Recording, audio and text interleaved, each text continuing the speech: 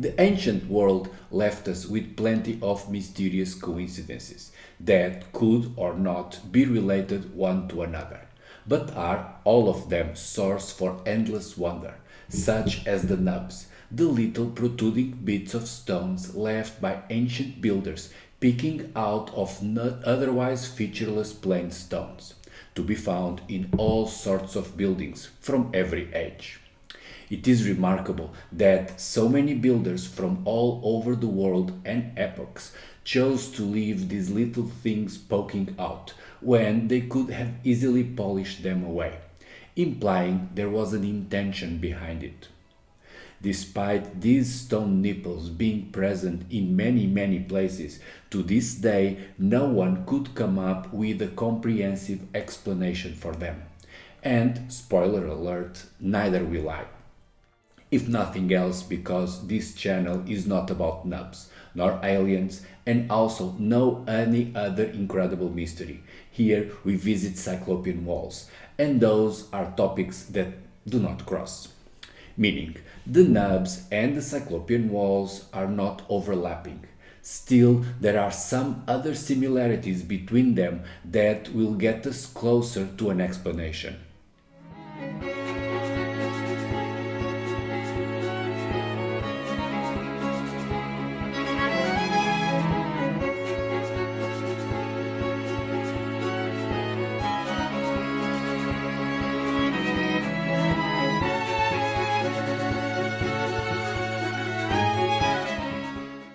Nubless or not, Cyclopean or polygonal walls are a specific type of construction that appears and then disappears all around the world, leaving us wondering what kind of a bug had bitten so many builders in so many places for them to start and then stop piling up odd-shaped stones without mortar. There are two main explanations for this mystery. One is that ancient people somehow managed to travel to distant places, and once they were there, they talked to the locals about stuff that interests them. And the other one is that Cyclopean mania, just like the Nubs frenzy, are but a series of separated events, with different peoples going through these inevitable phases as if history was predetermined, with a plan, with a script to follow, created by a supreme being. It is anyone's choice to decide which one of these two scenarios is more compelling to them. But that bias should not deter us from thinking about these thingies. For instance, by looking for other signs the builders may have left in their constructions.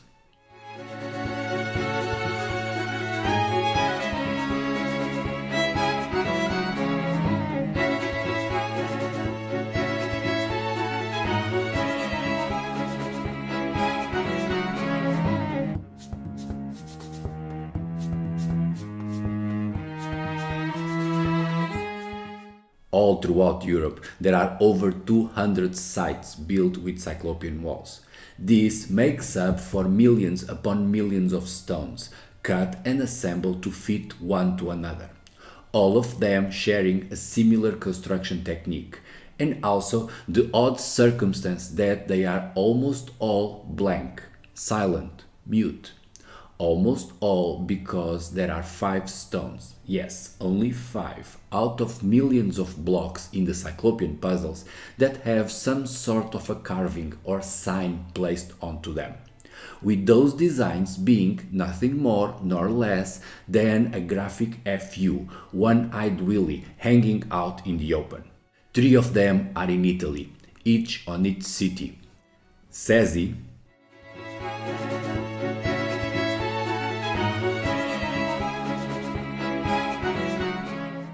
Alatri,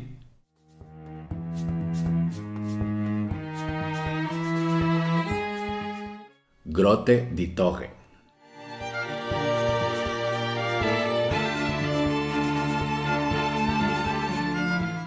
Which might seem helpful by saying the stones are related for being close by.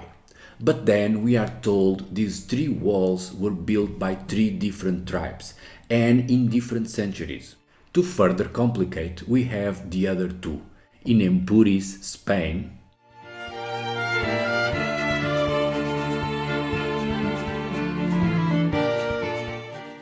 and finally Emirzeli in Turkey.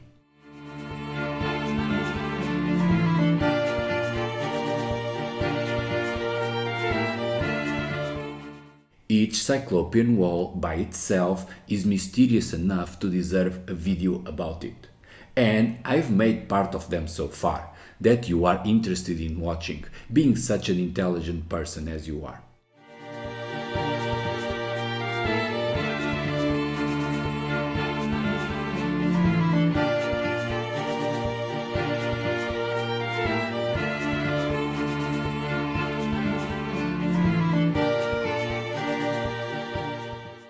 The question today is, are these recurrent bangers a smoking gun in the pocket, proving cultural contact amongst Cyclopean builders, or are we just happy to see the walls sharing other common characteristics beyond the construction technique?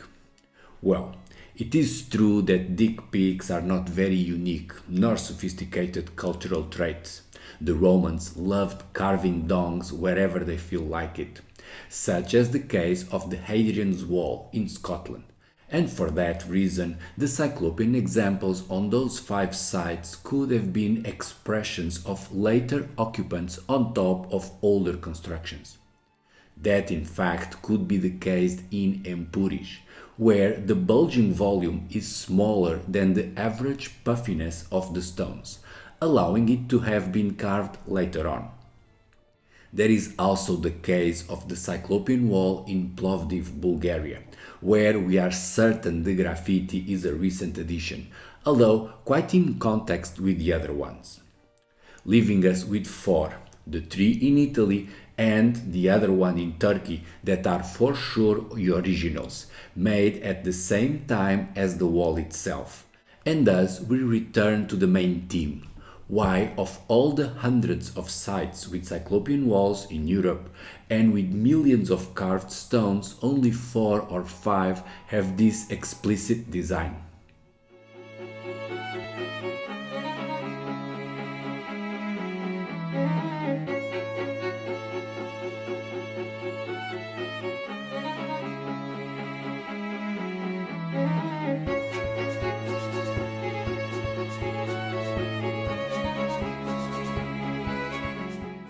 Not only the Cyclopean walls are made with nearly blank and featureless stones, except for the before mentioned schlong depictions, we also have that the walls are standalone, not interacting with any other type of works, nor decorations on site.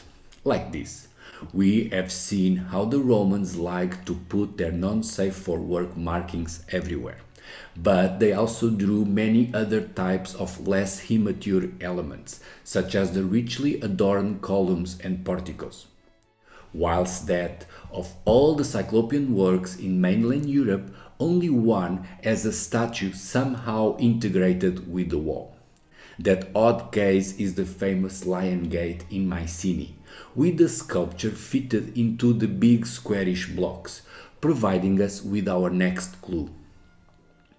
Very similar in design is the Aslantas stone in Phrygia, featuring a column and 2 lions side by side, revealing that is a theme that keeps on repeating. The Minoans had a goddess riding on a column, sided by 2 lions, not found in statues but sharing the same visual. It is such a recurrent representation that it even got a name, the Lord of Animals, where a man shows strength by commanding 2 beasts, one on each side. The oldest of them all is in Cyburg, near Göbekli Tepe, with a man in the middle of 2 lions holding his dong. Now, do you see a pattern here? Maybe I'm too immature, but these recurrent 2 lions on each side of the mast seem the testes for the column in the middle. Just look at them. It's the type of thing one cannot unsee.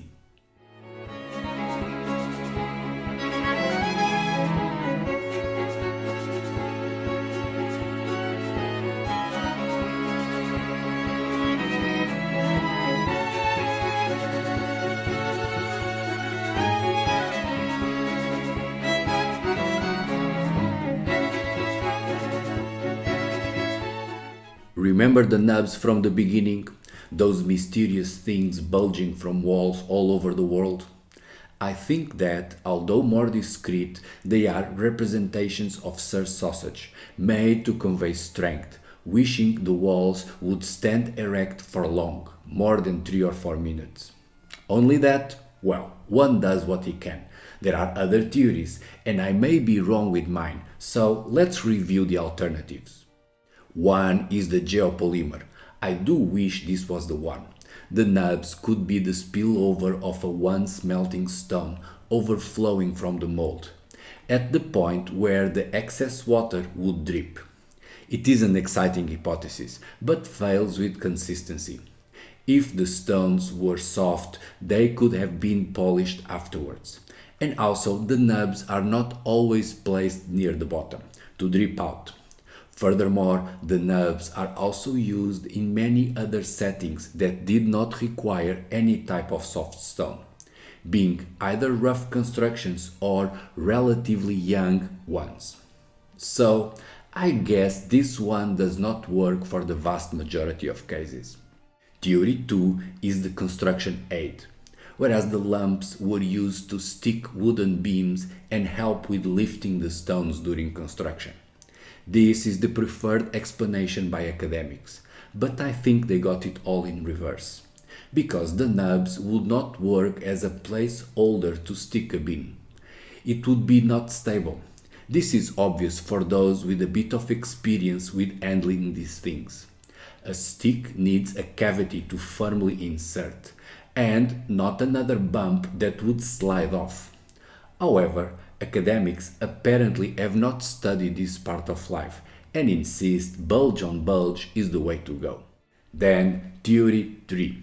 They are shared symbols with a meaning, probably a pecker. I'd say the columns of the Lord of Animals, the one-eyed decorations in Cyclopean walls, and the little nubs all over the ancient sites are all representations of the same undying urge to send dick pics, just like we've seen in Plovdiv, Bulgaria. The carvings are thus all translating the same human nature into a universally recognizable design, wishing strength and long life for the constructions.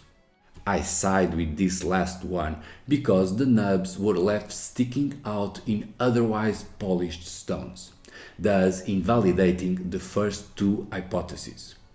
If the nubs existed by accident or for doubtful practical reasons, they would have been polished away after construction. And the fact that they were left on meant they had a meaning. It was a message.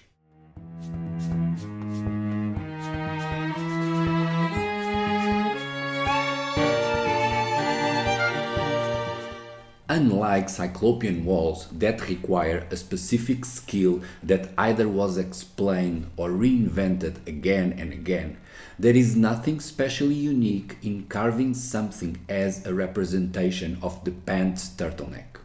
It is an idea that does not need to be preserved over time nor translated into different languages. But, it's a big but, I cannot lie, you brothers cannot deny. I think it was. I think the idea of the nubs was in fact transmitted from one site to the other, with most of the nubs being carved into blocks, after the builders had contact with previous nub constructions elsewhere. It is not necessary to be promiscuous for this to happen. All it took was for someone to visit, let's say, the pyramids in Egypt, be impressed by the whole thing as we still are today, and notice the dongs in the Menkaure pyramid to want and replicate. Likely after some local guide offered an explanation for the strengthening effect of those knobs on constructions. This could happen even if the Dingledorf theory was baseless and invented on the spot. Then, when returning home, that well-traveled guy would make sure to leave a couple of nubs on his own mausoleum or whatever he was building, for good luck and strength. Repeat these events a few times and the nub fashion is firmly set, with, from time to time, a new builder popping up and deciding he should add to the trend, and carve some more nubs on his own house. So yes, I think the idea for the nubs was transmitted from one culture to another as a fashion, or more precisely as a meme. And for that much to happen, it only takes one person to travel there and back, even after millennia had passed.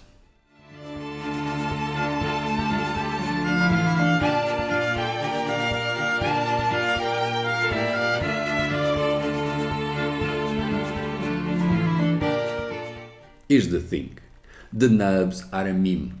People like to draw these things since forever because they convey a message that is easily understood by everyone else. Then, as long as other people got the idea, it kept on being repeated, with no need for any other explanation, nor aliens, neither predetermined history following a plan. Note that this latter absurd idea, whereas the future is fixed and history is inevitable, is followed by most academics because Marxist historical materialism, the official name for the thing, is entrenched in universities and commands careers and grants. But let's not put the nubs into that hornet's nest, sticking to this common sense explanation. The nubs are a meme, the result of people talking and traveling and having a strong desire to send a big FU to future dangers. Now that we have got all this out of the way, next time we'll go back to basic and rough Cyclopean walls, visiting the Castellaras.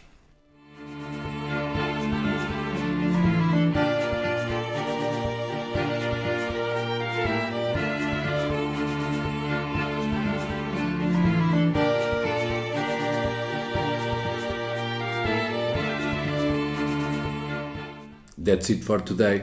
Hope you liked it. See you in the comments.